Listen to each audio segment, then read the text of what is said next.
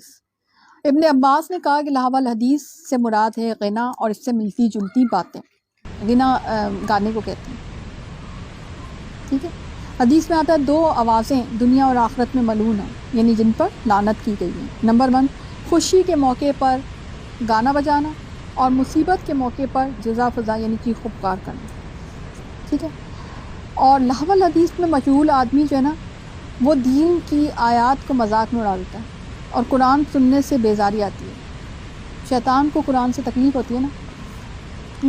تو یہ جو گانے ہیں، یہ ڈاؤن لوڈنگ ہے، یہ گانے سننا، یہ سب جو ہے نا ان کو خریدنا، ان کو پیسے سے خریدنا، ان پہ خرچ کرنا، میرا خیال ہے یہ جو LED اور یہ کیا ہوتے تھیٹر ویٹر، ہوم تھیٹر کہتے ہیں شاید، یہ کتنے کافی مہنگے ہوتے ہیں، میں نے سنا ہے، میرا خیال ہے کافی مہنگے ہوتے ہیں۔ آلات جو ہوتے ہیں، بعض اوقات مائک میں نے سنا، انفیکٹ ابھی ہم لوگ جب معلوم کر رہے تھے تو یہ جو گلوکار جو لیتے ہیں نا مائک وائک، کافی مہنگے ہوتے ہیں، بہت ایکسپینسو ہوتے ہیں،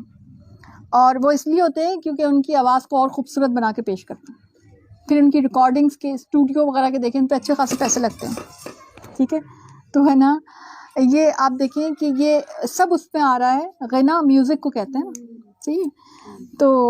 اور قیامت کے قریب ایسا ہی ہوگا نا، آلات موسیقی عام ہو جائیں گے۔ تو آج آپ دیکھیں کہ میوزک جو ہے نا، اور آپ کو پتہ ہے میوزک جو ہے نا اس سے آپ کے اوپر آپ ہے نا اللہ کی حفاظت کے دائرہ کار سے نکلتے ہیں، اور میوزک سے شیطان جو ہے نا وہ مضبوط ہوتا ہے، اور میوزک سے آپ کے اندر کا حصار جو ہے نا وہ کمزور ہوتا ہے، اور آپ پر جادو کے اثرات جلدی ہوتے ہیں۔ ایسے بہت سے واقعات علماء کرام بتاتے ہیں کہ اچھا بھلا مثلا کسی پہ جادو کے اثرات تھے، تو ہم کہیں کر رہے تھے، یعنی پڑھائی کر رہے تھے، مگر کہیں میوزک کی آواز آئی تو ایک دم جو اثرات تھے وہ زائل ہونا شروع ہو گئے، یعنی پڑھائی کے اثرات زائل ہونا شروع ہو گئے، اور دوبارہ سے جادو طاقتور ہو گیا۔ اور اس جن نے بتایا کہ یہ اس وجہ سے ہوا کہ وہ میوزک آ گئی نا، تو میرے پاس میوزک سے میرے پاس طاقت آ گئی، استغفر اللہ۔ تو یہ علماء کرام بتاتے ہیں، تو یہ جن جو ہوتے ہیں نا، جن جادوگر وغیرہ، یہ میوزک سے طاقت پکڑتے ہیں، اور آپ کے اندر کا شر جو ہے، آپ کے اندر کا شیطان بھی جو ہے نا میوزک سے طاقت پکڑتا ہے۔ تو میوزک بہت بڑی چیز ہے۔ نبی کریم صلی اللہ علیہ وسلم تو ان کا معاملہ ایسا تھا، کہیں بانسری کی آواز جو کہ پراپر میوزک بھی نہیں ہے، بانسری کی آواز بھی کہیں آتی تھی تو آپ کو یاد ہوگا کہ وہ کیسے جاتے تھے، کانوں میں انگلیاں ڈال لیتے تھے اور وہاں سے دوڑ لگا، حالانکہ ویسے نبی کریم صلی اللہ علیہ وسلم کی چال میانہ روی والی ہوتی تھی، مگر بڑا ضروری ہوتا تھا نا کہ اس آواز کو نہ سننا، اس لیے وہاں سے چلے جاتے تھے۔ ایک دفعہ کسی بچی کو گاتے ہوئے سنا تو کہا کہ اگر شیطان کسی کو بخش دیتا، کسی کو روک کسی کو چھوڑ دیتا، تو بچی کو، یعنی چھوٹے بچے جو گانا گا رہے ہوتے ہیں، یعنی چھوٹے بچوں کو بھی شیطان جو ہے کنٹرول کر لیتا ہے گانوں میں۔ میوزک جو ہے، ساز جو ہے، وہ شیطان کا باجا ہے۔ شیطان کی ایک جگہ پہ اذان بھی شاید کہا گیا۔ تو آپ دیکھیں کہ یہ میوزک جو ہے نا انتہائی بری چیز ہے، انتہائی بری چیز ہے۔ انسان میوزک کو ہر صورت اوائڈ کریں، گانے بجانے۔ اگر آپ کے یہ جو ہیں اس میں بھی تو زیادہ تر سائلنٹ رکھ لیا کریں۔ میرا تو اب بیچارہ سائلنٹ موڈ پہ ہی رہتا ہے زیادہ تر،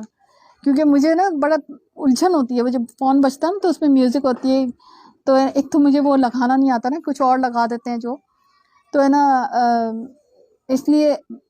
آپ کبھی بھی نوٹس کیا کریں، آپ ایک دم اریٹیٹ ہوتے ہیں اگر آپ کو کہیں سے بھی کوئی، ایون بعض لوگ تو گانے بھی لگاتے ہیں، بعض لوگ ہے نا اپنے پاس کچھ ایسی ٹونز لگا دیتے ہیں، تو میوزک کو جتنا آپ اوائڈ کر سکتے ہیں نا اوائڈ کریں۔ اوائڈ اس لیے کہہ رہی ہوں کہ بعض اوقات آپ کانوں میں ویسی آ رہی ہوتی ہے، یعنی آپ کہیں جا رہے ہیں، کہیں گانا چل رہا ہے، بلا وجہ گانا چل رہا ہے، ٹھیک ہے۔ تو یہ ہے کہ وہ بات کہ جس کو یعنی کہ مول لینا، یعنی پیسے لگا کر، یعنی آج کل گھروں میں تو وہ ٹی وی لاؤنج بھی ہوتے ہیں نا،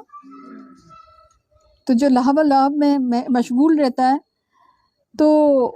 جب اس کے سامنے ہماری آیتیں تلاوت کی جاتی ہیں تو وہ تکبر کرتا ہوا اس سے منہ پھیر لیتا ہے، گویا اس نے سنا ہی نہیں، گویا کہ اس کے دونوں کانوں میں ڈانٹ لگے ہوئے ہیں، آپ اسے دردناک عذاب کی خبر سنا دیجیے۔